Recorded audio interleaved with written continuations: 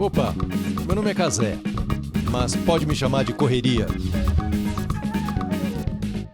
Tá começando mais uma edição do Meu Nome é Correria. Não é uma edição qualquer, é uma edição especial, edição de estreia da 4ª temporada, diretamente do estúdio, que também não é um estúdio qualquer. Estamos estreando esse estúdio aqui, daí Content Lab, na Avenida Paulista. Depois a gente mostra a vista maravilhosa. E nossa convidada também não poderia ser diferente, é uma pessoa mais do que especial, é minha irmã no coração. Fomos irmãos do filme da Laís Bodansky, como nossos pais. Estamos falando dela, escritora, autora, roteirista, colunista, especialista em olhar a realidade e fazer os comentários mais inusitados, Maria Ribeiro! Meu amor! Maria Ribeiro! Pô, Maria Ribeiro tá com a mão quente, eu tô com a mão fria, eu sempre fico muito nervoso nessas horas. É uma correria gigantesca, Maria Ribeiro!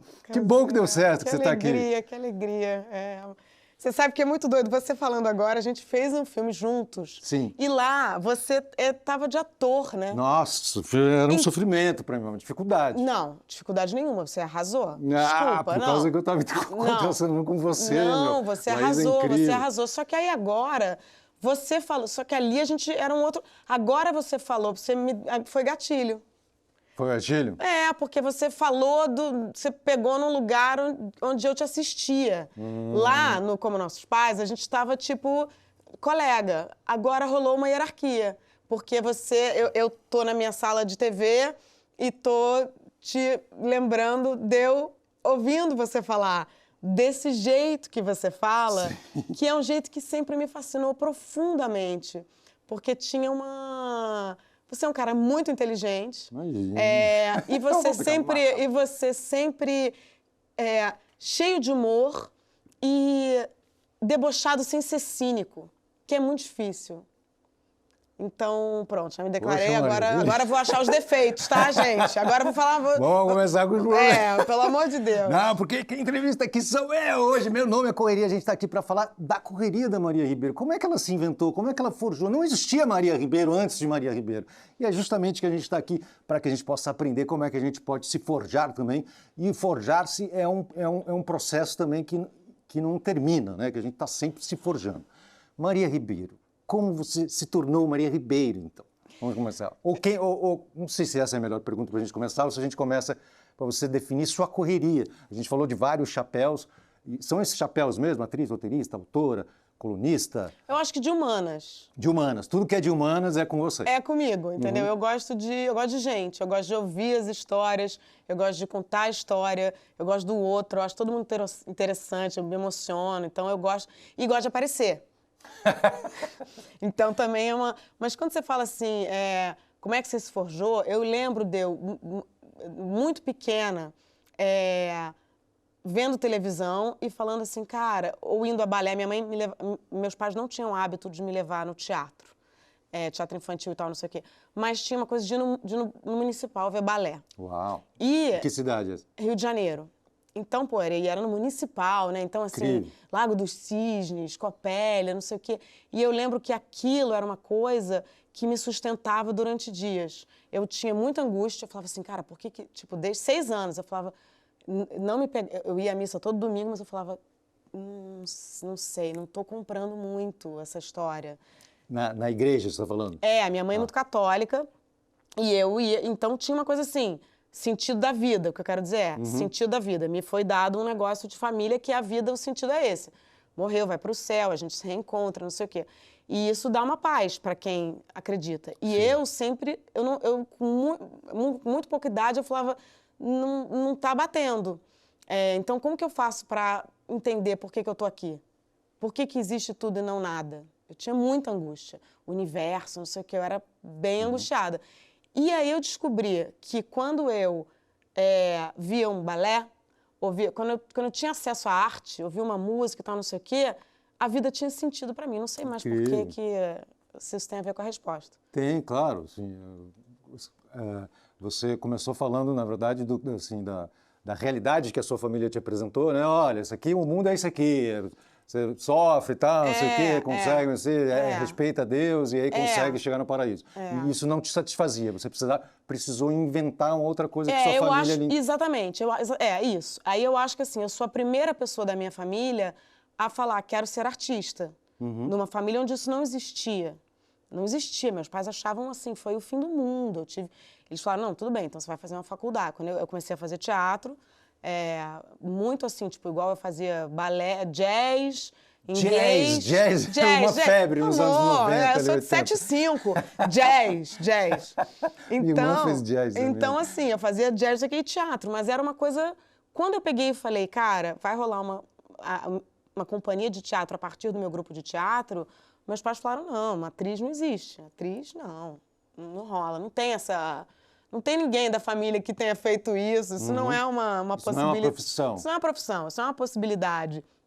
E eu acho que a partir daí eu falo assim, não, mas essa é a minha turma, com essa turma aqui eu tenho menos angústia, porque eu acho que a gente pensa mais parecido. Que interessante, porque não é que você está em paz, é que você tem menos angústia.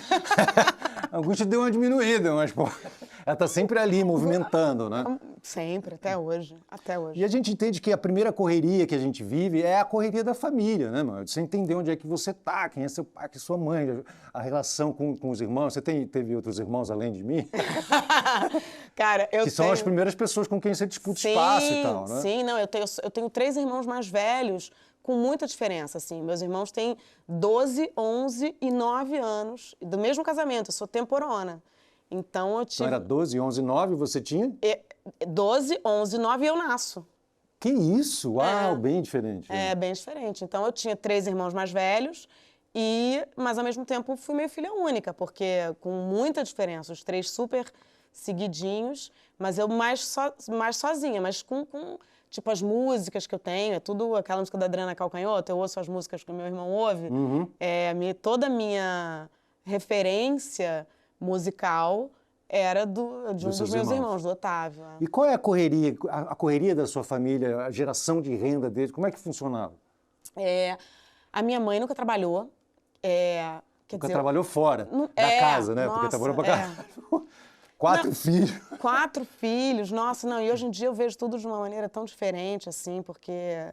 Mas eu me lembro, deu assim, quando eu comecei a entender o mundo, o meu pai era empresário, meu pai era presidente de uma companhia de seguros, chamada Sul América, que na época era uma companhia... Gigante, enorme. Era enorme, e naquela época, sobretudo. E a minha mãe cuidava dos filhos, mas, sobretudo, assim... Fazia jantares, era um outro mundo, Uau, assim. Era uma articuladora social. Assim. Uma articuladora social, assim. Então, eu fui muito... a pessoa... a Joana, que foi a pessoa que me criou, assim, né? Que é essa coisa brasileira tão profunda e tão trágica e afetiva, em um lugar para onde acho que a gente tem que olhar ainda durante muitos anos, né? Essa figura que é a continuação da Bá, né? Assim... A Joana foi minha babá e foi a pessoa que me ensinou praticamente tudo. A minha mãe não tinha essa onda, né? Eu vim desse lugar, assim, né? Eles viajavam um tempão, não tinha. Eu não fiquei mais de 10 dias longe dos meus filhos. Eu sou uma mãe, converso tudo com eles. Eu não tive isso com os meus pais. Então... Também não sei mais a pergunta. Não, mas curioso, a gente estava falando da correria inicial ali da família. Correria inicial. Aí você falou da sua mãe articuladora social, seu pai presidente, eles estavam meio no hype, assim, né? Super empresa ganhando grana e pá, não sei o que, sua mãe deu uma terceirizada um pouco para... Minha mãe deu uma terceirizada. Da maternidade para Joana, você falou, né? Para Joana. Interessante. E você tinha uma troca muito intensa com Joana, então? Tinha uma troca muito intensa com Joana, e Joana talvez tenha sido a pessoa que me levou... nossa, eu nunca tinha pensado nisso. Porque como o meu lance era ficar com a Joana, que era o lugar do afeto, era o lugar de uma presença mais segura e tal, não sei o quê... Tinha novela, né? Muita novela, tinha muito... Joana amava novelas. Cara, Os Ricos Também Choram. Tinha, tipo assim, SBT, Globo, Revista Amiga.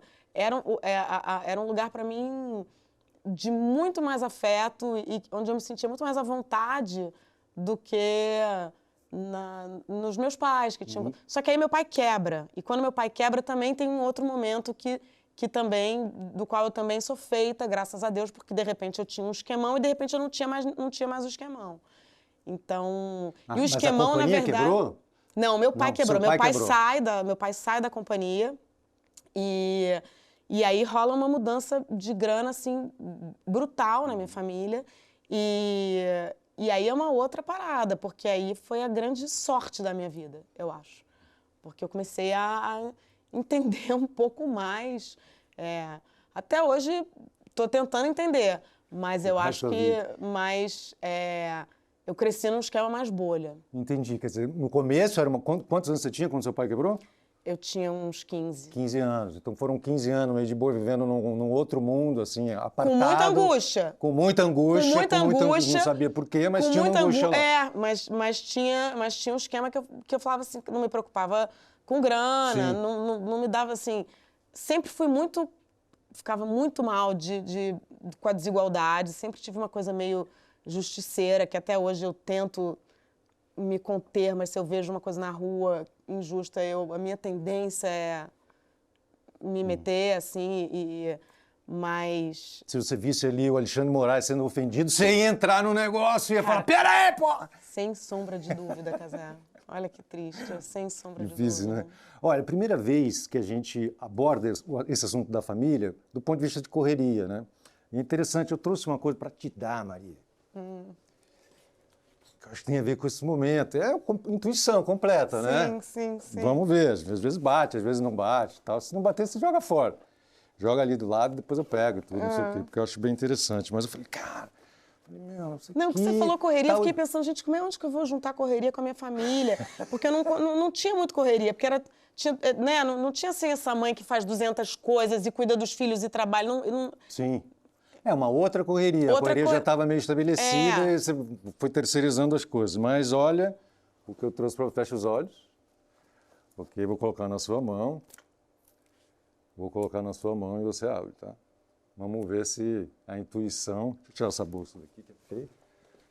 Vamos ver se a intuição tem a ver com alguma coisa. Caraca! Que lindo! Que lindo! Útero, a história onde tudo começou. Nossa! Amei! Porra, arrasou!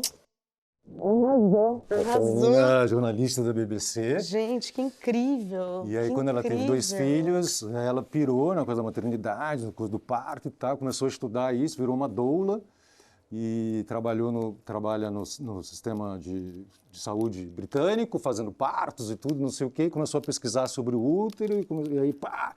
E é de onde todos nós viemos, né? Caramba, que louco! Forte, né? Não, muito forte, muito forte. Nossa, não vou nem para te dizer onde que isso me levou. Pro útero, não? Não, porque ainda teve uma coisa meio louca, assim, que o programa vai ficando muito freudiano, mas a minha mãe perdeu um irmão, 2 meses antes de ficar grávida de mim. Uau! Então é sempre muito, muito doido, porque toda vez sempre que as pessoas falam assim, não, criança saca tudo no útero, a criança não sei o que no útero, eu tendo a falar assim, gente, isso é papinho, porque eu acho que eu não quero parar para pensar que talvez ela tenha, né, ficado grávida de mim ainda muito triste. Sim. Então, você vê que eu fui longe, ó, o Freud. Sim, aí. não, e a diferença de idade, né, que você falou, ela já tinha 3 filhos grandes ela já, tinha 38 né? Quer dizer, não tinha na essa época, expectativa. total. Não, e foi uma pilha muito assim, ela não queria tanto, era uma pilha muito do meu pai. Porque não era ele que ia ficar grávido, né? Sim. Era ela. E acho que ele também nem pensou nisso, assim, será que é o momento, entendeu? Era uma época e um grupo, um lugar, era uma coisa assim, o cara manda, sabe? Uhum. Então, era muito... eu me lembro dela falar assim, só pude amamentar menos tempo, porque seu pai queria viajar, sabe? Então, assim, era uma... e eu passei a minha infância, a minha adolescência inteira achando meu pai o cara mais incrível do mundo. E hoje em dia, meu pai morreu tem 10 anos, eu era louca por ele. Mas hoje em dia, é legal isso que você fala a gente vai fazendo várias versões da gente, né? Sim. Hoje em dia eu falo, caramba, como a minha mãe fez tanta coisa, entendeu? E segurou tantas ondas, eu demorei tanto tempo para reconhecer. Para reconhecer isso. Amei, obrigada. E um dos seus chapéus é ser mãe, né? Porra, é um chapéu importantíssimo. Importantíssimo, né? Como é que é a correria de ser mãe e depois a gente vai passar para a correria da geração de renda, das coisas que você produz e tal, não sei o quê. Sim. Mas como é que é essa correria de ser mãe? Quantos anos tem seus filhos?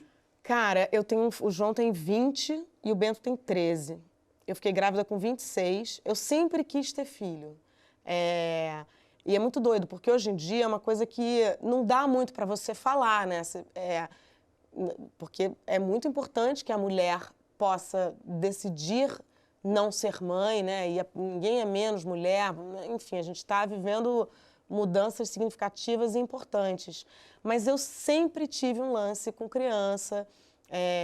A minha irmã continuou morando em casa, minha irmã bem mais velha, teve filho, morando comigo, então meus sobrinhos eram, tipo, eu tive sobrinhos com 19 anos, então eles eram um pouco meus filhos também, de alguma forma. A Ana e o Davi, eu já dei uma treinada. Então, sempre quis ter filho cedo. Assim, na verdade, eu estava casada com um cara 23 anos mais velho do que eu, que foi meu primeiro casamento, que foi Paulo Betti. E eu falei, caramba, Paulo vai fazer 50, eu vou ter filho. E aí engravidei do João com 26. E foi uma parada assim, acho que eu fui muito melhor mãe pro Bento do que eu fui pro João, porque, né, mais vai nova, aprendendo, né? vai melhorando um pouco, vai piorando em muitas coisas, mas vai melhorando em outras. Mas ter filho para mim foi uma coisa, eu sinto que todas as faltas que eu acho que eu tinha de não ter tido o afeto suficiente, de não ter tanta intimidade, de não sei o quê, era outra época também, criança não tinha muita voz, né? Eu acho que eu dei uma resolvida, sabe?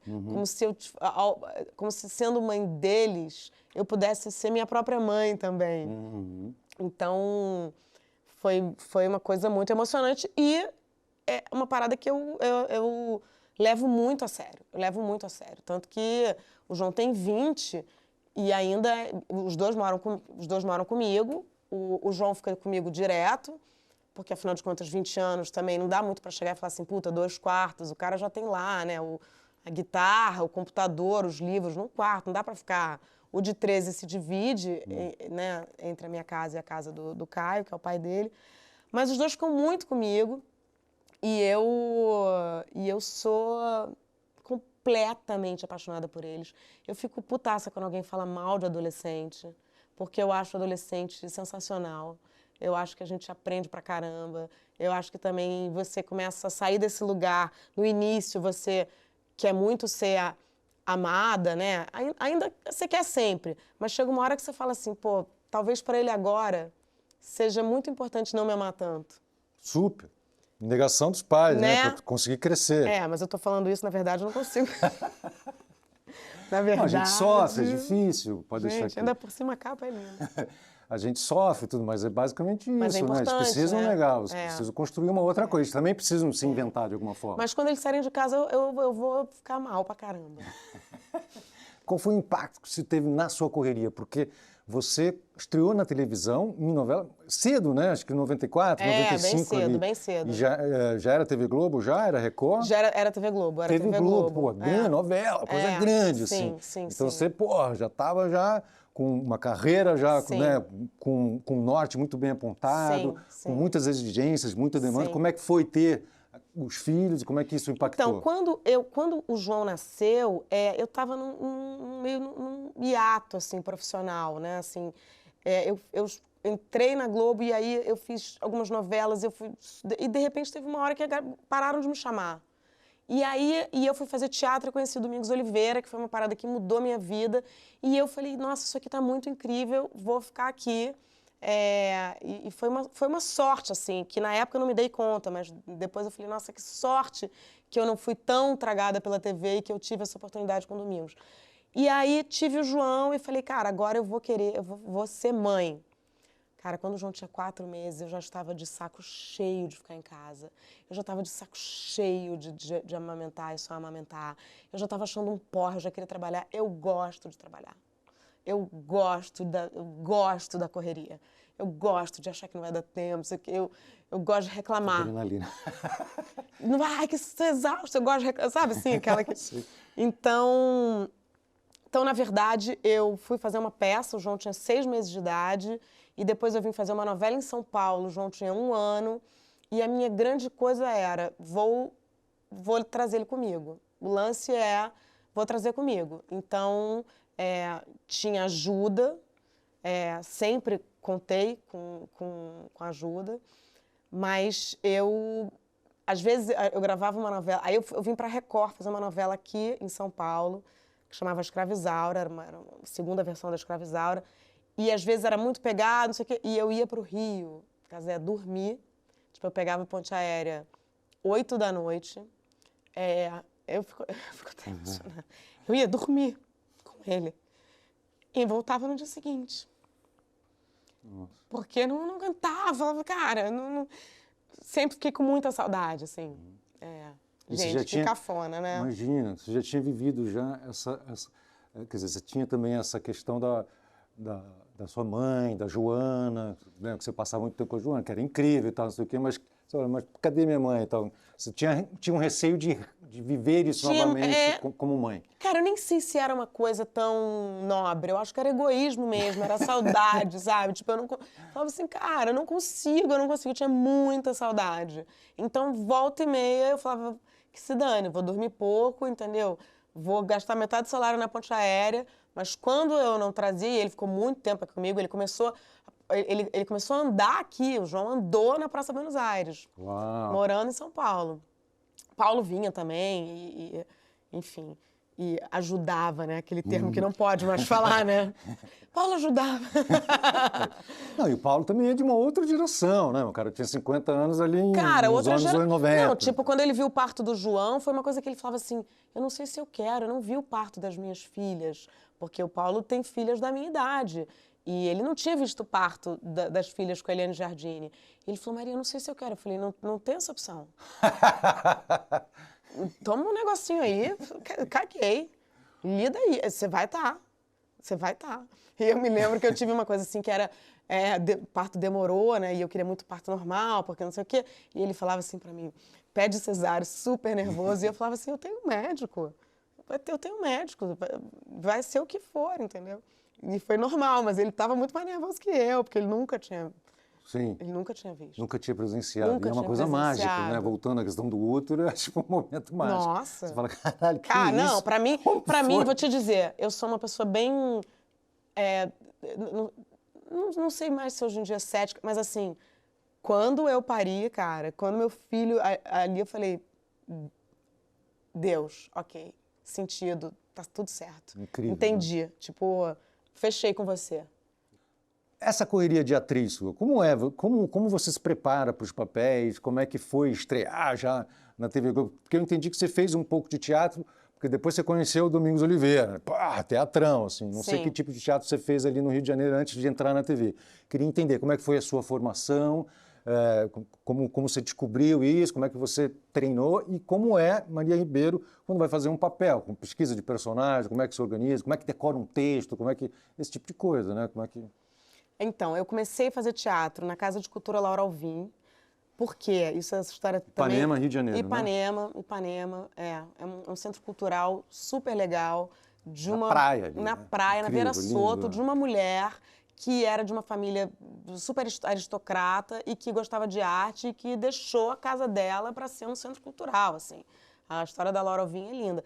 Mas eu comecei... E olha que bonito, a minha mãe tinha separado do meu pai, ela estava super... deprimida, triste e tal, também outra época, aquela pessoa zero preparada para separar, como se eu nunca estive, mas enfim, acho que naquela época acho que era pior.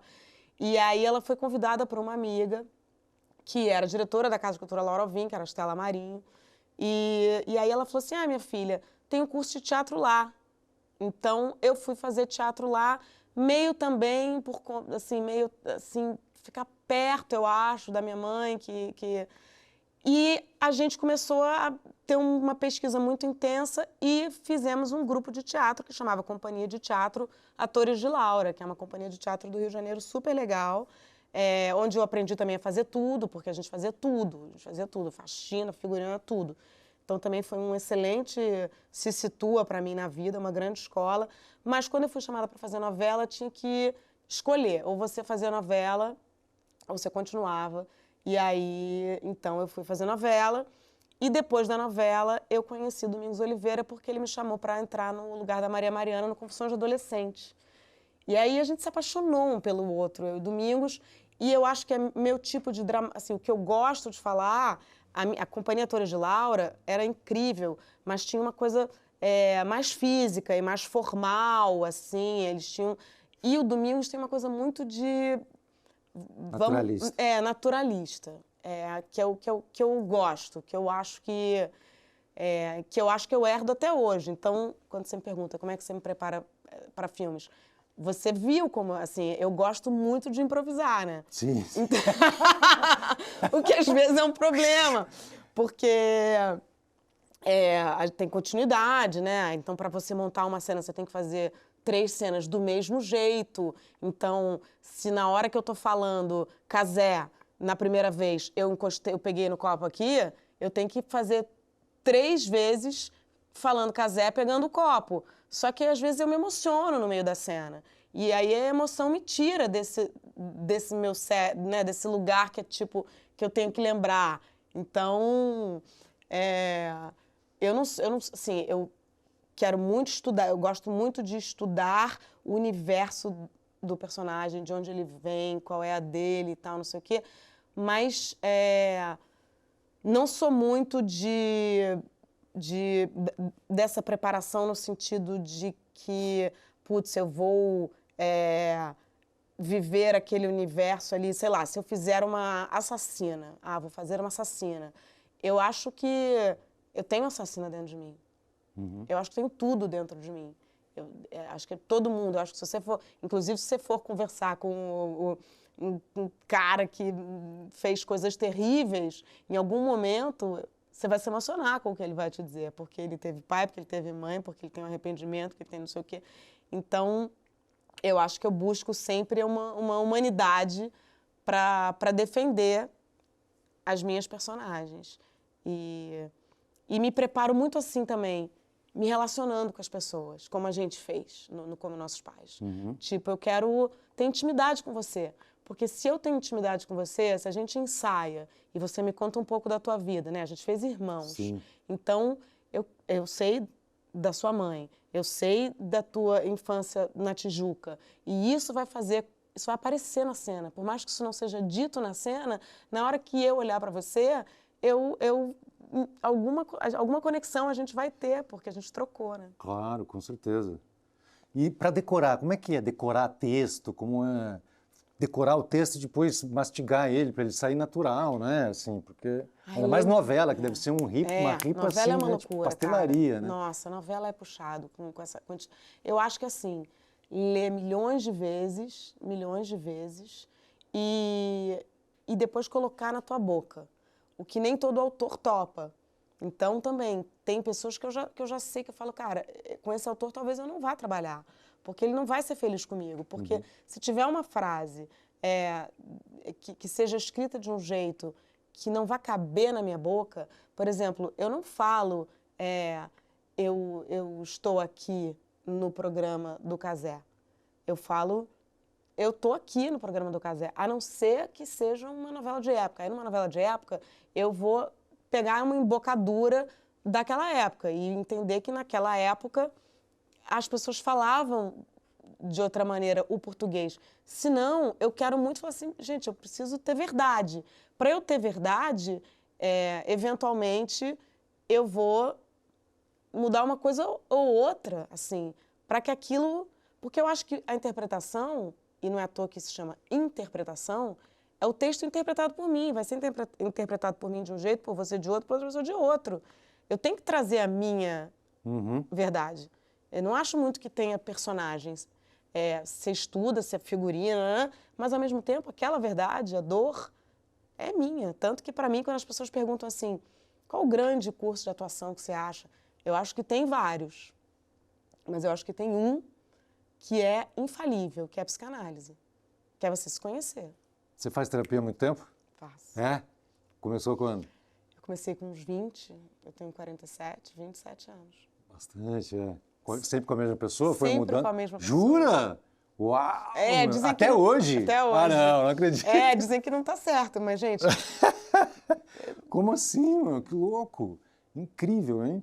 E aí, e a frequência, você tem uma frequência... hoje em dia uma vez por semana, e hoje em dia também, assim, a gente às vezes fica um tempo sem, é mais... Flexível, É mais claro. flexível. Mas durante uns 20 anos foi, tipo, 2 vezes por semana, tipo, religiosamente, assim. E, tipo, separando é, tipo, 4 vezes por semana. Eu já fiz terapia 4 vezes por semana. também. Claro. É bom pra caralho, né? Nossa, Impressionante. nossa. Não dá tempo da bola quicar, não dá tempo de você ficar inventando muito, não. Não, cara, e você floreando, ganha você um tempo ganha. de vida. Eu falo para as pessoas que eu amo, assim, eu falo, cara, você é tipo, não tinha negócio de JK, 50 anos em 5? Porra, análise. E assim, e às vezes as pessoas falam assim, não, é caro. Sim, tem terapias caríssimas, mas tem no SUS, tem residentes, se você realmente tiver interesse, E juro. hoje tem online, né? Também tem um monte de coisa. Vai Realmente ver dá pra live começar. do Christian Dunker, vai procurar Maria Itaquel, vai tipo... Eu acho, assim, realmente, assim, a coisa que a maior propaganda que eu faço aí é essa. Na pesquisa que a gente fez, a gente já viu uma declaração sua falando sobre o encantamento que existia de ver atores e atrizes daquele elenco global na Zona Sul e tal. Sim. Como era para você isso? Assim? Foi isso que te impulsionou também, de certa forma? É. Porque exerce uma influência muito grande na gente, né? Você Cara, fica eu morava do lado da Globo, né? Eu morava no Jardim Botânico. No Jardim Botânico. Então, assim, eu morava no Jardim Botânico e eles gravavam muito numa praça, que era na rua da minha casa. E Joana me levava para ver as gravações. Joana, grande Joana. Joana me levava para ver as gravações. Então, eu ficava assim, eu menina, eu via a cena sendo gravada ali na minha rua e depois Você via na TV. eu via na TV. E aí, tipo assim, eu ia na padaria e encontrava o Tom Jobim, assim, então tinha essa coisa, eu ficava muito deslumbrada. Até hoje eu fico, assim, eu sou zero blasé. Eu vejo uma pessoa que eu admiro e eu falo, caramba, te admiro. Então, mas isso, na infância, isso tem um peso Tremendo, imenso. enorme, sim, Imenso. sim. Eu nem sei, talvez eu tenha sido atriz né, por causa das gravações que aconteciam na praça da minha casa. Eu morava do lado. A TV Globo no Rio de Janeiro é uma coisa, é muito forte, Muito né? forte, muito forte, é verdade. Eu li uma coluna sua recentemente no UOL, que você fala da Xuxa também, né? Do efeito Xuxa sobre você. Nossa. Você assistia Xuxa. Cara, eu fui 2 vezes. Você foi? Ganhei Brinquedo Revista. Ah, não acredito. Você foi participar lá e ela tratou bem você? Não muito. Cara, mas posso falar? Sim, né? sim, sim. Depois que eu vi o doc, engraçado, né? Porque teve toda essa coisa dos 60 anos da Xuxa e todo mundo ficou... E pra mim não bateu, assim, porque eu era louca pela Xuxa, mas meio que eu fui ficando adulta e fui ficando... E não me batia mais tanto, assim. Foi um Você negócio... foi ressignificando também, que aquilo era uma loucura. Fui ressignificando. Então, assim, não me... Mas aí, recentemente, eu vi o documentário e eu falei, caramba, primeiro, ela era muito autêntica. Ela era meio boy, né? Tinha uma coisa meio que ela falava meio tipo Sérgio Malandro, uma coisa... Então, e aí quando eu via, logo, então, e começa o documentário mostrando lá na manchete, ela, tipo, jogada, assim, tipo, com 30 crianças. Gente, não tinha como. Ela era maravilhosa. Se eu fosse ela, eu... Sei lá, cara. Eu não sei se eu ia ter saco. É claro que... e eu fui na Globo, já era, sei lá, de umas 100 crianças. Então, Uau. eu me lembro, assim, que ela não foi. Mas, quando eu vi agora o doc, eu falei, gente, como eu sou feia. A gente é composto de coisas, né? Assim, Sim. eu sou muito composta da Xuxa. E mais ainda eu acho do Balão Mágico, porque eu acho que eles tinham musicalmente Sim. uma coisa muito foda. Cara, Djavan, né? Roberto Carlos, Fábio Júnior, era uma coisa, Baby Consuelo, Pepeu, musicalmente, o Balão Mágico era muito bom, né? Muito bom. E era muito mais infantil, de certa, do que é o programa da Xuxa. Não, eu era Que era, é. voltando à questão paternalista, e tal, era um programa para os pais, né? Tipo, as Paquitas, né? Exatamente, Era, exatamente. Era uma Mas eu loucura. amava, cara, Cazé, eu sou uma, eu acho que o ser humano, de um modo geral, é um ser adorador. A gente gosta de ter, e, né, de gostar de coisas. Então... Pedestais, né? É, Salvadores da pátria. e ter figuras, assim. Tem gente que gosta de gostar, tem gente que gosta mais de odiar. Eu prefiro gostar. Eu também sei odiar. Mas, você sabe disso. Mas eu gosto, de um modo geral, de gostar. E, então, assim, teve Balão Mágico? Puta, fui fundo no Balão Mágico. Teve Xuxa? Fui fundo na Xuxa. Então, gosto, assim, de entrar nessas ondas, assim, e aí depois, às vezes, você fala assim, caramba, não era... Mas naquele momento foi muito importante. Sim, voltando a falar dessas coisas dos anos 90 também, pô, eu e a Maria, a gente se encontrou recentemente no show do Titãs. Foi incrível, assim, 30 anos de Titãs, foi no Allianz Parque e tal, porra, aquelas músicas todas muito foda, Cabeça de Dinossauro, Black Blow, maravilhoso e tal. E aí a gente marcou, pô, Maria, você precisa vir pra cá, a gente precisa fazer o Meu Nome é Correria e tal, não sei o quê. E aí marcamos hoje, quinta-feira, dia 20, ela quase veio ontem, ela quase veio gravar ontem. E a gente tá... Eu sou caótica. Você é caótica? Como é que é a sua organização, Então, Maria? eu não sou boa de organização, assim. Cara, os meus filhos têm trauma, assim. Ah, é? De... Já esqueceu na escola? Não, nunca esqueci na escola, mas, por exemplo, eu já esqueci passaporte, Ai, tipo, caralho, 3 esse trauma é vezes. foda. Então, assim... Tipo, vai embarcar e está sem passaporte. Vai embarcar e esqueci o passaporte está vencido, o visto está vencido. Tipo assim, eu acho que, tipo, 10 anos da terapia de cada um vai ser aeroporto com a mamãe. Meu, eu também, eu não sou bom também, eu morro de medo, assim, eu já tive esquecimentos horríveis, assim, e muito traumáticos e tal, e é horrível quando você é assim, né? Tem um lado que é horrível, que você fica numa... Caralho, Não, será que eu tô esquecendo alguma coisa? Cara, eu anoto, mas aí eu anoto e eu esqueço de olhar onde eu anotei. Eu anoto na mão. Eu anoto na mão. Assim, ontem eu tinha um lançamento na Livraria da Travessa e eu botei assim, lançamento... Porque assim, primeiro eu tinha botado assim, Cazé. Aí você falou, cara, Maria, não é hoje, é amanhã. Aí eu lavei a mão e tal, assim, e aí botei lançamento do livro da Rosane Schwartzman. Porque assim, se eu não puser na mão... E eu fico desesperada, porque tem algumas coisas que a gente vai tentando melhorar. Mas Sim. tem algumas coisas que são um pouco... Você não melhora. Que você não melhora muito, foda, né? É foda. Eu sou bem artista nesse lugar, assim, de... Não realmente me falta. Vou aproveitar que você falou que você foi no lançamento do livro da Rosana Schwartzman para puxar aqui uma frase sua que eu quero que você complete. Você falou, eu conheço 5 pessoas que entraram na Globo e não piraram. Rosane Schwartzman, Paulo José, Paulo Betti, aí você não continuou. Faltaram 2 nomes. Quem são os outros 2? Caramba. Ou tá difícil de achar. Certamente tem muito mais, né, assim. Mas mas é uma frase emblemática. Mas é porque realmente eu acho que... Fama e poder. Eu acho que muita fama, muito poder, muita grana, essa combinação de coisas, assim, né? Você não ter aquele amigo que chega pra você e fala assim, cara, você tá dando uma viajada, né?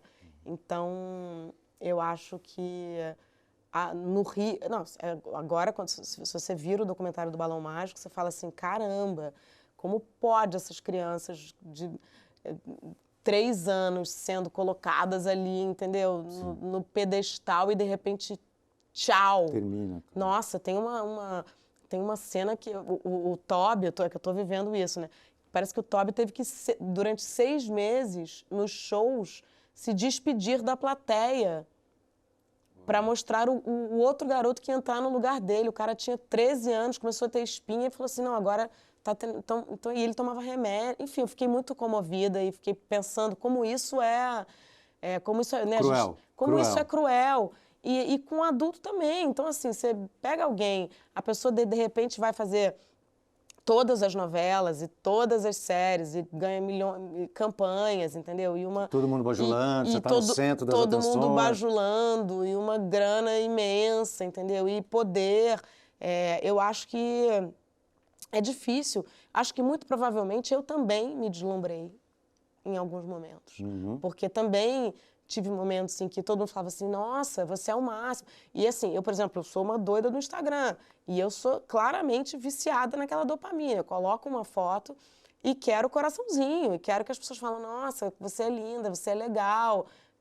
Não é tão diferente, né? Mas eu procuro me cercar de uma vida e de pessoas que me falem assim, cara, isso é ilusão, né? A Camila Amado, que foi uma grande professora que eu tive, que é uma super atriz, ela falava assim, olha só, não acredita no fracasso, não acredita no sucesso. É tudo sorte, circunstância, surfa as ondas, mas não acredita. Sabe, hein? É difícil, né? Difícil demais, né? Difícil demais. Difícil. Você lembra de algum momento que você surtou lá? Que você tá com sucesso meteórico, novela, protagonista? Pá! Alguém chegou a falar para você, bom, você é psicanalista, talvez, mas é que às vezes a gente nem ouve, né? As pessoas falam, realmente, você está numa redonda, está num encantamento, né? Literalmente, você está encantado. Como se tivesse tomado uma parada que você está meio se amando, né? Sim. Não lembro. Não, lembro de uma vez que o Paulo, Beth, que a gente fazia uma peça juntos e teve uma crítica que falou muito mal de mim. Uma peça que vocês faziam juntos? Quando a gente se conheceu numa peça do Ibsen chamada O Inimigo do Povo.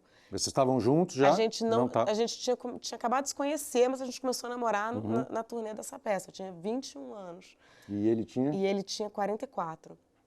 E eu me lembro que saiu uma crítica que eu fiquei assim, tipo, de cama. Que a Bárbara Leodora tinha falado que eu era péssima e tal, não sei o quê. E ele me falou duas coisas que eu nunca esqueci. Ele falou assim, Maria, primeiro você tem que pensar uma coisa. Pensa a quantidade de colegas seus que vão ficar felizes com você tomar essa... Com você tomar. Nunca me esqueço. E depois, assim, aprenda a tomar porrada, assim, tente desenvolver, assim, uma casca e uma autocrítica, assim, de que tem gente que vai gostar de você e tem gente que não vai gostar de você. Independentemente de você estar bem ou não na peça, independentemente de você fazer bem ou não o trabalho, tem gente que vai olhar para você e não vai com a tua cara. E a gente tem que aceitar isso. E a crítica era pertinente, você achou? Era alguma coisa que você podia aprender? Devia ser. Eu era super verde, eu fui melhorando como atriz, certo? Devia ser super pertinente. É que ela era agressiva, a Bárbara Leodora, né? Bárbara Leodora é aquela que apareceu recentemente num vídeo das redes sociais em que o Zé Celso detona ela. O Zé Celso. É aquela? A Bárbara Leodora, ela... Só que ao mesmo tempo, assim, hoje em dia eu tenho até... Que ele fala assim, você acha que o Shakespeare é seu, né? O Zé Celso faz um negócio... E ele abre um vinho, assim, né? Genial. Mas a Bárbara Leodora, eu me lembro de uma crítica dela que era assim, que nem era de uma peça minha, mas ela falava, era de um... Não vou citar as pessoas, mas era assim, fulano é pior do que cicrano, que consegue ser pior do que o outro. Era um negócio assim, cara, era de uma violência, hater, a Bárbara. total. Ela amava, era quase uma coisa folclórica, de tão agressiva que a Bárbara. Mas eu me lembro que isso eu aprendi. Porque eu sempre, eu quero agradar, né? Eu quero que as pessoas gostem de mim. Eu tô aqui, eu fico, putz, será que as pessoas estão gostando? Será que... Vamos bater palma, então. Vamos não, fazer uma salva de palmas. Não, o que eu quero dizer é que, assim, a gente eu sou carente. Eu acho que atora, a gente, né, quer... O artista tem essa coisa artista carente. tem essa coisa, né? Assim, é quase de circo, a gente quer... Então, eu acho que, em algum momento, sim, eu ouvi de pessoas falando assim, cara... Você pode fazer o que você quiser, que tem alguém que não vai com a tua cara. Tipo, aceita, porque é isso aí, a gente não vai agradar todo mundo. Mas a fala do Beth é interessante. O que ele falou? Pense quantas pessoas estão felizes. Cara, essa fala é muito boa. Porque, é verdade, a gente tem uma selvageria, né, Cazé? A gente tem... Cara, pensa. Outro dia eu estava conversando com uma amiga minha, eu falei, gente, é muito louco, né? Como... eu sou cheia de amigas. Eu tenho amigas as melhores do mundo. Mas, às vezes, a gente tem, assim, uma amiga separou, uma amiga não sei o quê. Cara, aí as outras todas, se as outras estão passando meio perrengue no casamento, rola um prazerzinho. Rola, a gente tem... Tá vendo? Eu tô melhor. Eu não tô tão mal assim. Não tô tão mal. Existe uma selvageria até no amor, que eu acho que a partir do momento que você admite isso, você fala, cara, beleza, a gente... Sabe essa coisa de irmão, que você fala assim, irmão, né? Eu acho que essa coisa irmão, né, é um pouco pra tudo. Isso a terapia ajuda, né? Você acessar as emoções, né? Sem botá-las para baixo, porque aí você sufoca e ela vira alguma outra coisa. Você começa a atuar na realidade. Né? Exatamente. Mas quando você sente, consegue administrar aquele sentimento, você pode admitir. Crescer. Você pode falar assim, Maria, você gosta de todo mundo, entendeu? Eu posso querer chegar para você e falar, vai pegar super bem. Falar assim, cara, Cazé, eu gosto de todo mundo. Não, mentira. Tem pessoas que eu não gosto. E é isso, a gente tem lado B, né? Assim, eu acho que a gente tem que poder se liberar disso. Como diz minha analista, é importante, ela sempre fala isso pra mim, ela fala assim, Maria, o importante não é o que você sente, você pode sentir o que você quiser. O importante é o que você faz com o que você sente. Então, assim, quer ficar com ódio? Fica com ódio. Só não vai fazer nada pra prejudicar ninguém. Eu concordo com isso, só que eu acho que de maneira geral, a gente aprende a não enxergar o que a gente sente, né? É muito doloroso, às vezes, você enxergar, né? E você saber trabalhar. Ver a isso sombra, né? Sim, é uma coisa que você tem que realmente desenvolver e a terapia ajuda muito, né? Eu não conheço outra forma de você fazer que não seja essa. Você conversando, falando das suas angústias, falando o que você está sentindo, falando de inveja, de raiva, de ódio, né? De sentimentos que são difíceis, assim, que são complicados. E a gente realmente é muito polarizado internamente de alguma forma. Importante sentir. E aí, o que a gente faz com o que a gente sente, que é a grande questão, o grande desafio. Sim. E, bom, você como artista, com certeza você pega essas emoções e vai transformando elas e fazendo coisas. Você vai jogando isso, projetando nas suas personagens, nos livros que você escreveu. E você escreveu um livro também com o Gregório do Vivier, né, e com o Chico Sá, que é um livro de crônicas. Eu queria entender como é que foi esse processo, como é que isso... Vocês escreveram juntos, cada um escreveu suas crônicas, os assuntos eram...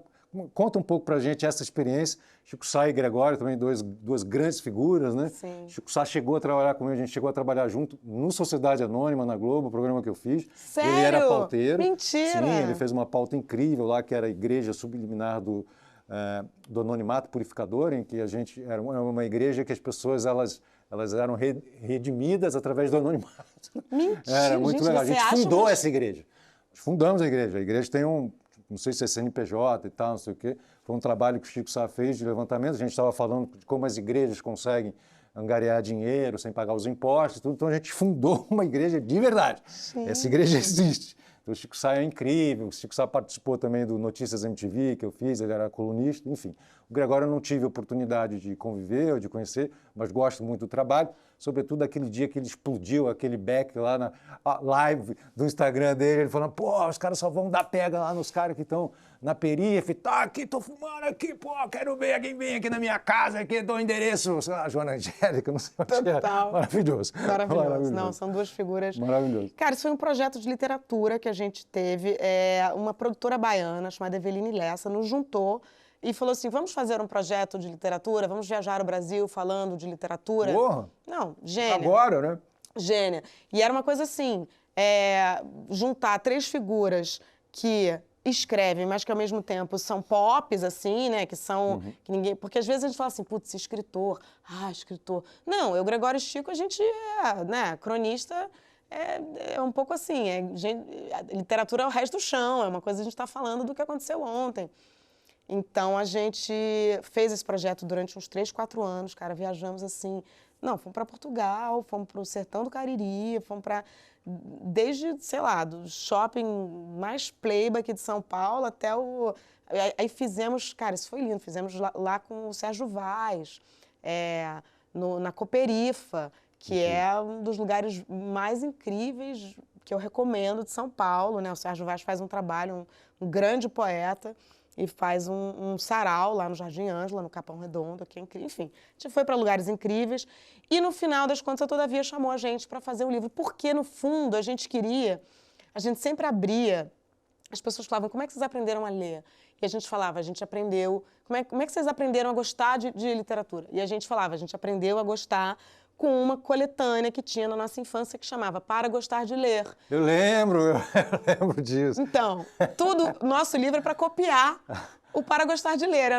Era assim, Rubem Braga, Otto Lara Rezende, Fernando Sabino, não sei o quê.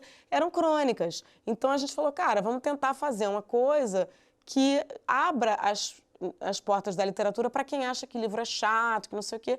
Vamos fazer crônicas. Assim surgiu o nosso livro, para copiar o Rubem Braga. E como é que é a sua escrita?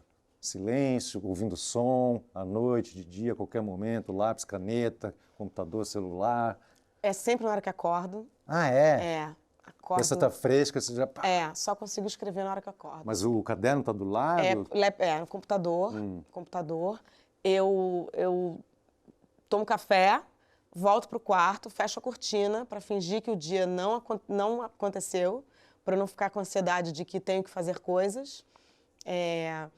E aí costuma sair fácil, mas é sempre assim no dia. Então eu tenho que entregar a coluna na terça, eu escrevo na terça de manhãzinha e entrego, digamos, meio-dia. Eu acordo 7 e entrego meio-dia. Eu gosto da coisa factual, eu preciso da urgência, eu gosto da pressão, da adrenalina. Não sou aquela pessoa que tem uma coluna na gaveta ou que tiro férias e entrego 4 colunas.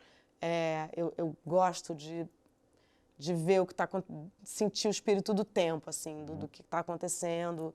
Mas é sempre assim, sozinha, no meu quarto, assim, não tenho... meu sonho era conseguir sair para café, escrever, não. Eu escrevo no meu quarto e boto um sonzinho que, na verdade, não tem... ou é um ruído branco, ou é uma coisa... eu tenho um pouco de... Para mim, eu gosto tanto de música. Eu vi outro dia o Chico Buarque falando um negócio maravilhoso. O Chico Buarque falou assim, eu gosto tanto de música que quando eu vou ouvir música, eu só vou ouvir música. Que eu fico desesperada. Eu sou uma pessoa em festa desesperada. Porque eu quero conversar com as pessoas. E, às vezes, música muito alta, eu gosto de ouvir música, assim, sozinha no carro, ou, sabe, tipo, ouvir música... Prestar atenção, tá ali. Ouvir música e conversar, pra mim, são duas coisas muito difíceis. Eu vi esse post do Chico Buarque também, achei Você incrível. viu? Incrível. Esse é um post, é um trecho de uma entrevista, ele falando, Ele nem sei falando, onde é que tá o nem tenho estéreo. caixa de som. Nem sei onde é que tá o estéreo, Eu cara. boto- Queria ficar ouvindo assim de fundo, de forma alguma, que isso, vocês estão loucos? Tá, né? Um barulho, né? Eu sou assim, eu não consigo assim, fazer coisas e ouvir música. Eu trabalhei na MTV, era o tempo inteiro, as pessoas o tempo inteiro ouvindo música, escrevendo. Então eu falei, caralho, mas não consigo. Me senti um ET, assim, era uma coisa muito louca. Então eu vi esse negócio do Chico, eu falei, pô, que legal. Talvez uma das poucas músicas que eu consigo ouvir e trabalhar é jazz, né? Um jazz assim, mas, porra, Eu consigo cara. o João Gilberto. João Gilberto, eu consigo. Sim, João Gilberto, eu consigo. Ai, cara, João Gilberto. incrível, né? Ai, Maravilhoso.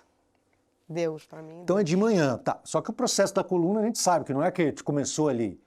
Tá rolando a semana inteira, né? Semana inteira você deve estar vivendo não. as paradas e tá, caralho, Cara, mano, não, porra, não, isso não. aqui, Eu aquilo. vivo a minha vida em função Da coluna. de fazer colunas. Sim. Então, eu me coloco em situações, eu falo assim, cara, então, puta, vou nesse show, vou ver esse filme, vou encontrar com essa... Assim, eu me coloco em situações de coluna. Também, para falar de novo do Chico Buarque, ele fala, cara, a inspiração é o seguinte, eu ajudo ela muito. Então, eu levo uma vida que seja inspiradora. Então, encontro pessoas interessantes, estou aberta. Eu acho que uma das coisas mais importantes é estar, assim, eu estou aberta.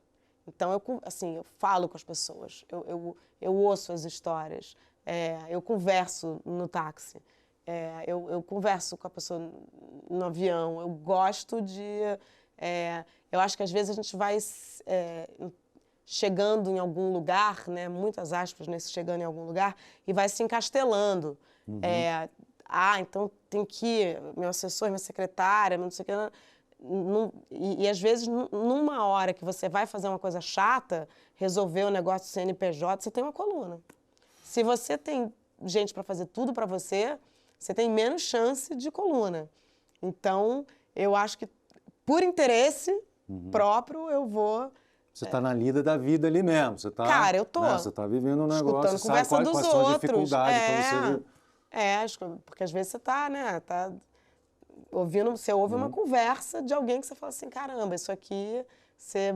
Prestar atenção, né?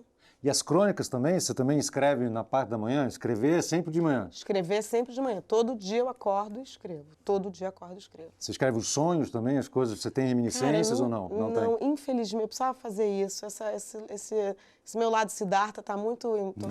Tô muito em falta com esse meu lado Siddhartha. Eu lembro durante um segundo e aí tem que escrever, né? Sim, é. No outro segundo... Esse aí você não pode nem levantar e tomar café. Tem que ser tipo... Sim. Então, raramente lembro. E é laptop? Você se sente à vontade no laptop? Laptop tá desligado da internet, não tem zap, não tem nada interferindo na sua atenção? Cara, não. Assim, até tem tudo, mas quando eu sento para escrever, não, eu faço a pior coisa, que eu acordo e vou no Instagram, que eu acho que é o que todo mundo faz e ninguém fala, mas tudo Sim, bem. né? Tipo, é aquela tentação, né? Fala, cara, eu vou fazer isso. Aí você fala, caralho, que merda, olha, não, todo mundo muito bem. não, Caralho, que praia foda, porra. Todo mundo incrível. Saiu na Variety, caralho, não, é horrível. Você fala, caralho, que vida de merda. E tem uma galera que fala assim, não, meu celular fica em outro cômodo. Eu falo, gente... Que mentira. Gente, que mentira. Que celular outro cômodo, gente? O celular tá na cabeceira, gente, que mentira. Então, assim, mas antes da coluna, normalmente dou aquela olhadinha no Instagram, aí dou uma olhadinha, aí abro o jornal, porque o jornal hoje em dia eu leio no iPad. Eu demorei muito para sair do jornal físico, tem uns 2 anos que eu saí. Eu era completamente papel. E aí uma hora meu filho falou assim, mãe, até coisa sustentar, os filhos também, né? Sim, melhoram muito a gente. E aí hoje em dia eu vejo no iPad. Então, o computador é, tipo, literalmente só para... Processador de texto. Word. É incrível, né? Que eu já vi, já lançaram tipo, um computador que, tipo, é só isso. Ah, é? Não tem ligação com a internet, porra, Nossa! só para escrever. Nossa, mas isso é maravilhoso. Talvez seja... A gente sabe, né? Você avança e depois volta. Não, agora o melhor é ter um computador que não acessa a internet. Pra quê? Pô, você ficar louco, ficar com Não, é igual agora a gente está voltando pro rádio, né? Sim, os podcasts, videocast. Não, outro dia eu explicando pra minha mãe, eu falei, não, mãe, então, podcast, vou fazer um podcast, tava fazendo um podcast. E ela ficou assim... Você vai fazer um podcast? Eu vou fazer um podcast. Ah, é? É, vou fazer um podcast. Mas conta a história da sua mãe, depois conta o podcast. E aí ela falou assim, não, mas então é rádio, né? E eu falei, mas tem vários com imagem, mas eu tava indicando pra ela Praia dos Ossos, porque eu achei que ela ia gostar, por causa da Ângela Diniz, que é da época dela e tal, não sei o quê. E, cara, a Rádio Novelo faz coisas, né, absolutamente brilhantes, né? Tem um monte de gente fazendo podcasts incríveis, mas a minha vida mudou com podcast. Eu sou realmente... Você fica ouvindo e fazendo outras coisas, ou fica só ouvindo e... Eu fico ouvindo e fazendo outras coisas. Fico ouvindo e lavando louça, fico ouvindo e fazendo esteira, fico ouvindo e armando armário, assim. Eu acho que como... Eu tenho aflição de fazer uma coisa só. Escritora, atriz, roteirista e documentarista. Roteirista eu acho que não. Não? Não, roteirista Roteiro acho do documentário, Domingos... eu acho que assim, eu fiz 3 documentários, onde de alguma forma acabo fazendo roteiro na montagem, mas é que eu acho que tem tantos roteiristas incríveis e é um trabalho que eu respeito tanto, que eu não acho certo dizer que eu sou roteirista. O Luiz Bolognese, que fez o roteiro junto com a Laís ali do Como Nossos Pais, é incrível, né? Pô, incrível, Nossa, tem um sonho de escrever uma coisa junto e tal, um desenho animado, Nossa, e o doc que ele fez, o das Guerras do Brasil? Nossa, maravilhoso. Que é aquilo, né? Maravilhoso, muito bom. E o que ele fez agora, né, recentemente com o Davi Copenau. Com o Davi Copenau. Que eu conheci também. Você conheceu o Davi Copenau? Eu conheci, fui chamada para um negócio do Instituto Socioambiental. E aí eu falei, caramba, Davi Copenau. Aí, tipo, Maria tem que, então... Aí viu o ex-pajé e aí falaram assim, tem um livro do Davi Copenau. Eu falei, pô, beleza, me dá para eu ler, né? 3 dias antes. Queda do céu. Não, e é tipo... Cara, brilhante. Incrível, não consegui ler tudo. Bruce Albert e Davi Copenau, maravilhoso. Genial. Não, a ideia que ele fala, né, do céu vai... Do chapiriz, das coisas, é muito lindo, né? Muito lindo. Esse renascimento, não sei, entre aspas, né, porque sempre existiu, mas assim, essa revalorização que está acontecendo das culturas dos povos originários e tudo, sim. e até mesmo dos rituais xamânicos e tal. Sim. Você já teve a oportunidade de viver isso? É uma coisa que te interessa? Teve algum insight, alguma visão? É muito comum também estamos falando de correria, mas é muito comum que as correrias das pessoas sejam transformadas por isso, né? Inclusive, existem grupos de executivos que participam de encontros xamânicos realmente para modificar, virar a chave da liderança mundial. Você podia me ajudar nisso, porque você manja disso. Eu conheço muitas pessoas. Eu acho que você podia me ajudar nisso. Uma vez eu li o livro da Mili Lacombe, que é uma das... Posso pegar aqui agora. Trouxe uma sananga, tem um rapé aí. Eu sou muito fã da Mili. Mili Lacombe. Mili Lacombe. Foi uma grande inspiração. Eu comecei a escrever na TPM, e então a Mili era a figura que eu mais admirava na TPM. Então tem uma... E eu me lembro que a Mili escreveu um livro, quando ela separou, o ano em que eu morri em Nova York, que ela conta de uma experiência que ela teve, de um ritual xamânico e tal, que mudou a vida dela e tal. E então, desde então, tenho vontade. Só que eu sou muito medrosa com droga. Então, por exemplo, ayahuasca, que é uma coisa que, cara, 9 entre 10 amigos meus falam assim, cara, isso é incrível e isso vai mudar a tua vida. Assim, você fala tanto da psicanálise, você fala tanto de Freud, mas eu tenho medo. Assim, eu falei aqui, brinquei de viagem de ácido, eu nunca tomei ácido. Eu nunca cheirei cocaína. Eu sou medrosa. O meu lance é maconha. Assim, eu fumei maconha a minha vida inteira. Hoje em dia eu fumo menos, porque tem a CBD. Então, o CBD, para mim, mudou a minha vida totalmente. Você usa óleo de CBD? Óleo de CBD com THC. Sim. Porque, realmente, assim, para mim, eu que sou ansiosa, é um negócio que... E acho que essa discussão cada vez mais importante, né? Assim... Quero que a minha mãe comece, porque acho que isso pode ajudar. Minha mãe tem depressão e tal, né? Mas então, você está falando... Eu acabei de ler o Arrabalde, que é o livro do João Moreira Salles, sobre os artigos que ele escreveu quando ele foi para Belém, né? E saíram na Piauí, que é sobre...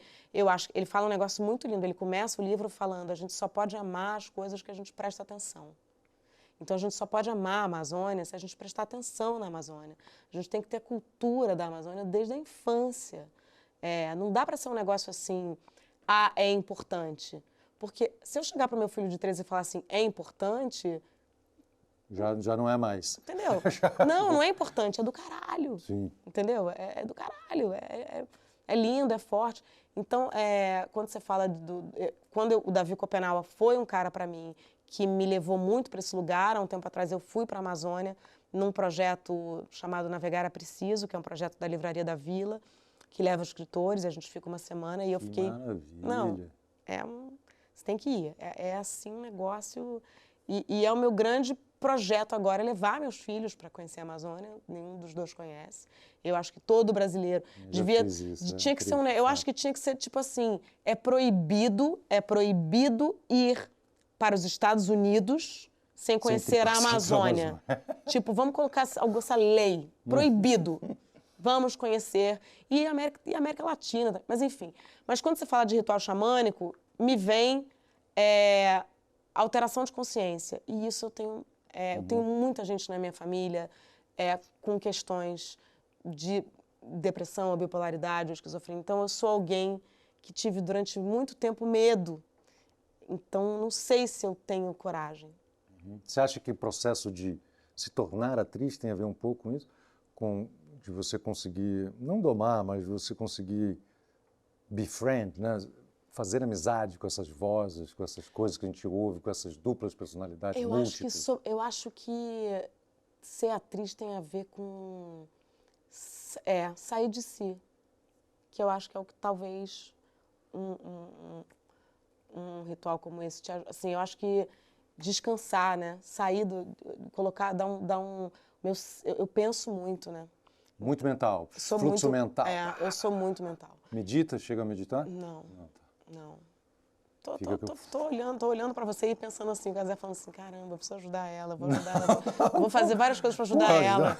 Não tá, gente, ele ficou meio compadecido, ele ficou meio compadecido. Não medita, tô aprendendo não medita, nunca fez um ritual xamânico, gente, eu vou ligar pra ela hoje de noite. Como é que a gente chamou ela pra vir aqui na correria? Mas com certeza, porque ser atriz é um pouco descansar de si, é muito chato ser a gente o tempo inteiro. Eu acho muito chato. Muito. Nossa, eu não me suporto. Não, eu também não. E é o seguinte, cara, a gente já nasce com um nome. com CPF, um pai e uma mãe, não sei o quê. São coisas, uma altura, um dia que a gente nasceu. Ou seja, tem coisas que não vão mudar, né? Que a gente o tempo inteiro é lembrado de ser. Por isso que eu odeio quando alguém fala assim, fulano é assim. Não, você não é assim, você tá assim. Mas já tem várias coisas que não tem solução. Então, se você me der a oportunidade de eu poder me chamar Beatriz, pô, você se chama Beatriz, entendeu? Mora no Piauí. Cara, quero. Por favor. Por favor. Tô exausta. Não quero. Quero que me chamem de outro nome, entendeu?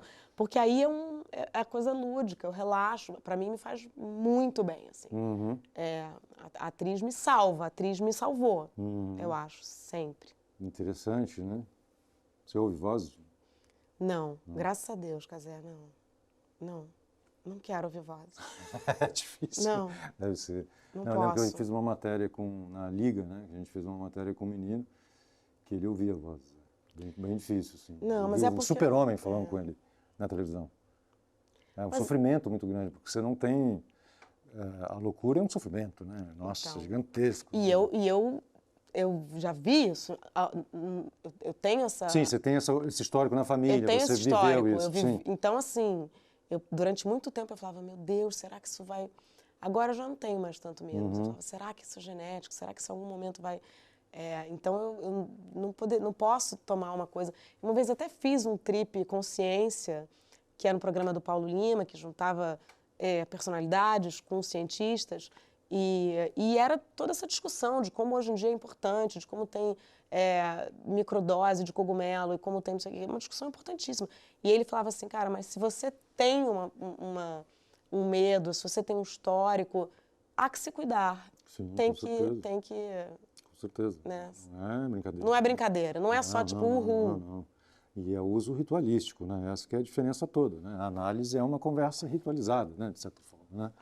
Então, é organizado. Isso que dá a força, existe uma estrutura ali, né? Sim. Não é qualquer um que sabe conduzir essas coisas também. Sim. Porque, enfim, você está mobilizando muito material e muitas vezes, enfim, não é simples. Você tem razão. Sim. Não é simples, não. Autora, roteirista, documentarista. A gente falou, como é que foi essa história dos documentários que você fez? Você fez também do Los Hermanos, né? Fiz. Qual é a ligação que você tem com Los Hermanos? A ligação que eu tenho com Los Hermanos é que a gente estudava na PUC na mesma época. Eu vi o Los Hermanos surgir. O primeiro show que eu vi do Los Hermanos foi na PUC. Tipo, galera ali da comunicação. E... PUC ali na Gávea, no Rio de Janeiro. PUC Gávea, Rio de Janeiro. Você ia até tem um bosque ali que você consegue olhar para dentro do túnel que passa pelo PUC. Exatamente. Porra, aquele buraco, aquele túnel é a coisa mais mágica que Cara, tem. porque inacreditável. Bom, eu fazia faculdade, eu fiz jornalismo, né? Me formei jornalista na PUC, enfim, foi uma experiência incrível. A PUC é um campus maravilhoso, lindo. E então eu vi esses meninos começando, e logo depois teve Ana Júlia. E aí eu, boba também, falei, ai, gente, música, chiclete e tal, não sei o quê. Me afastei um pouco. E aí eles lançaram um segundo disco, acho que foi o segundo, chamava O Bloco do Eu Sozinho, que eu pirei. Entortei de tanto que eu ouvi, assim, eu amei. Eu fiz um curta só para colocar as músicas como trilha. Eu pirei, acho o Bloco do Eu Sozinho uma obra-prima. E aí e eu acho que também minha paixão pelo Los Hermanos veio um pouco, como eu tinha esse irmão 11 anos mais velho, que me educou musicalmente, eu nunca pude gostar muito das coisas que eu queria gostar. Então, tipo, Menudos. Eu era louca pelos Menudos. E o Otávio chegou para mim e falou assim, não existe gostar.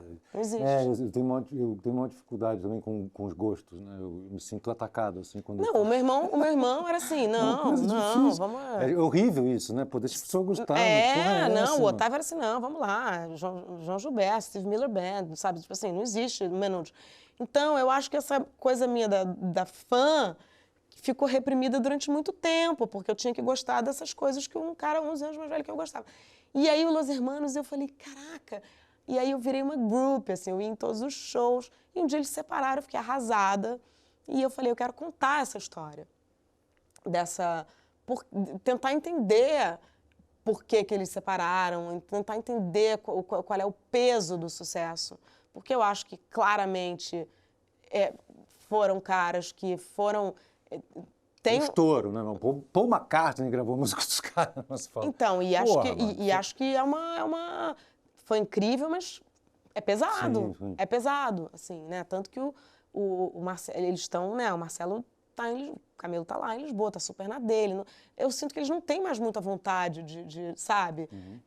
A gente viajando, eu viajei com eles, cara, era uma loucura, tipo Beatles, as pessoas se matando por eles. E aí eu fiz esse documentário de fã, assim, eu queria tentar, na primeira volta deles, quando eles tinham separado, eles fizeram uma volta, 5 anos depois, e aí eu viajei para falar, que eu acho que é um pouco para falar, sempre um pouco para falar de si, assim, né, do meu... Mas eu fiz aulas na PUC com o João Moreira Salles, que é Porra, sério? Ele dava aulas de documentário, eletivas, Nossa. eu sempre pegava e tal, e foi um grande professor, e hoje em dia é um grande amigo, é uma pessoa que é um cara que eu acho que... Aquelas notícias da guerra particular. Nossa, leia o Arrabaldi, muito bonito o livro dele. É um cara que pensa o Brasil de um jeito assim. E aí eu entrei numa de fazer documentários, e aí eu fiz mas antes do Los Hermanos eu fiz sobre o Domingos Oliveira, que eu comecei fazendo um curta, e o Domingos falou, eu não sou um curta, eu sou um longa. Então o Domingos me obrigou a ser documentarista, porque aí eu fiz um documentário sobre o Domingos, depois eu fiquei com vontade de fazer outro, aí fiz Los Hermanos, e depois fiz um sobre as eleições de 2018, que chama Outubro. E você, câmera, dirigindo? Não, câmera não. A câmera o Outubro eu dirigi junto com o Loiro Cunha. Jura? Com o Loiro Cunha, que legal. E Loiro fazendo fotografia e dirigindo comigo. E os outros também, vários fotógrafos e tal. O Outubro foi o único feito em parceria, assim, direção minha e do Loiro. O momento mais difícil para mim é montagem, né? Montagem é uma loucura, edição, você vai, volta, vai, volta. É uma loucura. Aqui, é uma ali, loucura, aqui. uma loucura, uma loucura. Mas meu primeiro filme eu montei com a Jordana Berg, Caraca, que é montadora do Coutinho. Chegou... Então, assim, não, mas no primeiro... chegou com o pé na porta, Não, mas no né? primeiro... Jordana é maravilhosa. Então, cara. mas eu falei assim, Jordana, eu não sei nada, faz aí. Então, assim, eu super também admito a minha ignorância. No primeiro eu não sabia. Não, você tem uma visão, e aí você vai chamando as pessoas. Então eu tive muita sorte, assim. O primeiro Incrível, com Jordana Berg, o segundo foi com o Sérgio Meckler. Assim, então, sabe, o terceiro com a Laís Lifshitz, que montou o documentário do último, do João Moreira Salles, que era o Intenso Agora. Então, me cerco de pessoas também documentaristas, é uma coisa que eu fico assim... Que tem a ver um pouco com a sua mãe lá, uma articuladora, né? Vai pegando as pessoas, eu acho que... fazendo um jantar. Eu gosto... O documentário é como um jantar, será? Eu gosto de trabalhar em grupo, o que para mim, a coisa mais difícil para mim da escritora é a solidão, porque eu gosto de trabalhar em grupo. E você vai trabalhar em grupo, você falou do podcast, dá para falar mais coisas? Você não tem mais muito o que falar, porque assim, a gente... É porque, eu não sei, que eu não sei se pode falar. Sim, tudo bem. Eu não sei. Sim. A correria tem a ver um pouco isso, né? Você saber filtrar coisas. O que é bom falar, o que não é bom falar. Quando está o momento de falar... Você é uma pessoa reconhecida... A gente usou o ChatGPT pela primeira vez também. Cara, vamos fazer essa pauta aí, vamos fazer a pesquisa de pauta. Vamos usar ali, então vamos chamar o ChatGPT. Gente, conta! Porra, cara, a gente falou... Atriz brasileira, famosa, depois me personalidade manda. super forte. Falou, não. escrito lá. O ChatGPT falou, conhecida por personalidade forte, posições muito bem definidas, não tem medo de polêmica, sei lá. Tenho morro de medo de polêmica, não quero mais polêmica nenhuma. Como é que é a correria? Qual o custo da autenticidade? Qual o custo de ter, eu não sei, aí vamos falar de filtros. Filtros, não só os filtros do Instagram, que a gente chega, daqui a pouco a gente está chegando ao final, que são as redes sociais e tal, mas esses filtros verbais, os filtros que a gente usa, como falar, né? O que falar, de que maneira falar, para quem falar, em que momento e tal. Qual o custo da sua autenticidade? Eu acho que é grande, mas eu tô gostando eu tô aprendendo a dizer não. Porque eu acho que durante um tempo, né, quando eu fiz... até então eu era atriz, tal, mas já escrevia. E um dia eu fui chamada para fazer um programa onde eu tinha que dar opinião, que foi o Saia Justa. Eu fiquei 4 anos no Saia Justa, dando opinião. O GNT. No GNT. Então, assim, qual era a formação naquela época? era Mônica Martelli, Bárbara Gança e Astrid Fontinelli. Foi muito legal, assim, eu fui muito feliz ali, porque eu era louca pela Fernanda Young, então eu falava assim, quero ser meu modelo era a Fernanda Young. Muito doido. E ao vivo? Não, não era ao vivo. Não era ao vivo, era não gravado. Era ao vivo, tá. era gravado. Mas eu adorava toda semana ter que dar a opinião. Era do jogo, era aquilo. Quando eu saí do Saia, depois de 4 anos, que é um tempo bom, assim... Tempo bom, bastante tempo. E que ano que foi, desculpa? Foi de 2000 eu fiquei em 2013, 2014, 2015, 2016. Já tínhamos redes sociais fortes. Já, mas não era como agora. Tá. Mas eu senti que quando eu saí, as pessoas começaram a me cobrar, tipo assim, tá, bom, então a Maria é aquela pessoa que dá opinião. E aí, então, qual é a sua opinião? E eu me sentia na obrigação de dar opinião sobre tudo. Entendi. Que é uma armadilha, né? Aí, cara, de uns anos pra cá, eu tô entendendo que tem coisas que eu não tenho opinião. Algumas eu não quero dar a minha opinião. Você pode ter opinião, mas talvez não seja tão relevante, não tenha uma, né, não esteja não ali tenho propriedade, sim. tem tanta gente pra... Então, assim, sabe, eu não vou saber falar sobre isso, não vou falar só por falar. Então, hoje em dia, mas durante um tempo eu caí nessa armadilha, assim, putz, é o que esperam de mim, que eu dê opinião sobre tudo. Agora eu tô tipo assim, cara, não, eu não tenho opinião sobre isso, não quero dar opinião sobre isso, e se eu for dar a minha opinião, eu vou pensar num jeito de dar a minha opinião de um jeito mais suave, ou menos, porque eu tenho essa coisa, se eu gosto, você fala assim, caracas, essa mesa é uma mesa que vai ficar perfeita na sua cabeceira. Aquilo, para mim, se torna a coisa mais importante do mundo, eu te convencer que isso aqui vai ficar incrível. Então, eu sou enfática. E isso, muitas vezes, soa, entendeu? Personalidade forte, sei lá, talvez eu tenha personalidade forte mesmo, e a gente só pode ser que a gente é. Mas eu tô cada vez mais, assim, querendo paz. É curioso, porque, tipo, é uma coisa boa ter uma personalidade forte, porque o oposto seria o quê? Você tem uma personalidade fraca. Bom, estamos aqui com Maria Ribeiro, uma personalidade fraquíssima. Mas aí a gente vai para machismo e feminismo. Para um homem, se você falar assim, cara, Cazé tem uma personalidade super forte, pega bem pra caramba. Maria tem uma personalidade super forte. A mesma coisa, quando é dito sobre um homem, bate de um jeito, quando é dito sobre uma mulher, bate de outro. E eu tô sacando isso na prática, assim, como... Então, agora eu falo assim, cara, vamos entender. Mas é machismo, é machismo. Já ouvi de várias pessoas, assim, personalidade fulano é um cara que se impõe, né? Fulano é um cara que se impõe, isso é... E de repente de falar assim, nossa, fulana chega lá se impondo, é diferente. É curioso, porque acho que tem várias camadas essa coisa semântica, né? Porque personalidade forte, a princípio, deveria ser uma coisa positiva, né? Sim. E aí você já está fazendo essa divisão de gênero, né? Que para homem é visto como uma coisa positiva, para mulher nem tanto. Sim. E eu acho que existe uma confusão também, uma mistura de significados, porque personalidade forte é quem fala as coisas na lata, né? Pá! Sim. Fala assim, dou a quem doer, eu falo mesmo. Então, não tem essa coisa de você dar aquela acomodada e tal. Que é uma coisa um pouco infantil, imaturo, né? Sim, um pouco. Narcisista, narcisista, exatamente. Total. E curioso. Bom, chegamos nas redes sociais. E aí? Instagram, então você falou que já acorda, já dá aquela olhada no Instagram. Você gosta mesmo dos likes, gosta dos... Quer dizer, todo mundo gosta, evidentemente, mas você vive isso conscientemente. Eu gosto, cara. Eu acho que, assim, eu sou uma comunicadora. Eu gosto de me comunicar. Eu me comunico, assim, ali no metrô. Entendeu? Eu me comunico. Eu gosto. Aquilo que eu te falei. É a minha coisa mais orgânica e natural. Sim. Entendeu? Não preciso... Não é só o meu meio de pagar conta. É a minha natureza. Então, o Instagram, para mim, é um lugar que eu falo, cara, eu tenho um canal ali. Eu digo o que eu penso, eu indico pessoas que eu gosto. Às vezes tomo porrada, às vezes tomo elogio. E eu acho extremamente democrática. Eu acho que existe, né, um ônus aí muito grande do vício em telas, e acho que para criança e adolescente isso tem que ser muito pensado e estudado. Outro dia eu estava ouvindo alguém dizer que as redes sociais foram mais prejudiciais para os adolescentes e para as crianças do que a pandemia. Eu acredito.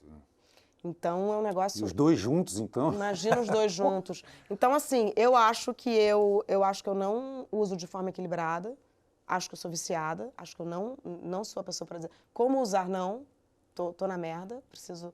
Mas, ao mesmo tempo, dentro disso, eu me comunico, por exemplo, eu acho maravilhoso estrear uma peça e não ficar convencendo os jornalistas dos cadernos de cultura de que eu tenho uma peça legal. Você precisa de um espaço lá. Isso eu acho maravilhoso, cara. Eu falo o quê? Eu coloco no meu Instagram, ligo para 5 amigos e falo assim, e a parada tá aí. Vira. E as pessoas vão e sabem que aquilo está acontecendo. Verdade. E a gente vê, eu acho também uma das coisas mais maravilhosas, a gente vê a vida das pessoas que trabalham com a gente, assim, a gente vê, não só, eu às vezes tô com saudade de você, mas se eu tô te vendo no Instagram, eu tô vendo, entendeu, o que você tá fazendo. Então, de alguma forma, aquilo, eu não acho só que, aquilo não é presencial, então não vale. Eu acho que vale.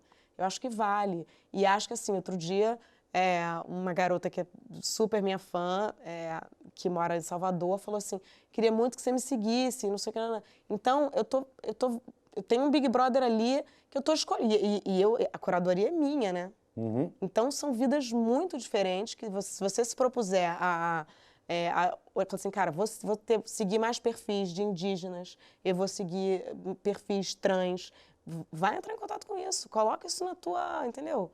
Porque de alguma forma... timeline ali para você começar... porque de alguma forma você vai se relacionando com pessoas que você talvez não tenha tanto conhecimento daquela cultura, e aquilo ali, por mais que a gente tenha questões, aquilo ali vai te dar alguma cultura daquela pessoa. Com certeza. E falando de correria, você montou uma correria ali também. Você tem um canto, né? Assim, pelo menos as últimas vezes que eu vi, você estava lendo a coluna e tinha uma coisa meio azulejada, branca, Cara, sabe o que acontece? não sei. Eu moro do lado de uma escola. E eu até, talvez eu saia dali agora. Não, mas é legal aquele espaço, é muito junho bacana. E julho é festa junina. Aí não dá. Tipo assim, o tempo inteiro. Então ali é um canto, é literalmente um canto do meu banheiro.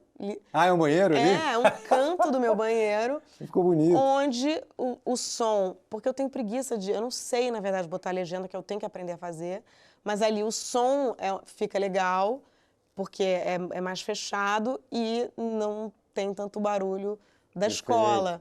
Então... Não, ficou super moderno, aquela coisa meio, sabe, banheiro hidráulico, aquelas coisas de hidráulico. Lá de tijolinho, né? Mas cara, foi azulejinhos. meio coincidência, assim, não foi muito pensadão, não.